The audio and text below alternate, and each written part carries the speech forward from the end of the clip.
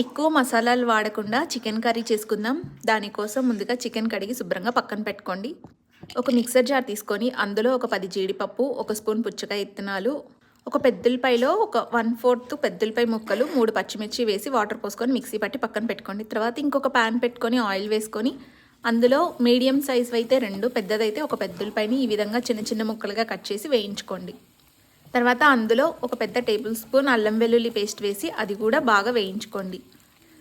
ఇది కొద్దిగా ఫ్రై అయిన తర్వాత మనం కడిగి పెట్టుకున్న చికెన్ కూడా వేసేసుకొని ఉప్పు, పసుపు కూడా వేసుకొని రెండింటిని బాగా కలుపుకోండి. ముక్కలతోటి బాగా కలిసేలాగా ఉప్పు అంతా కూడా కలపండి. ఒకసారి కలిపి మూత పెట్టి ఉడికించుకోండి.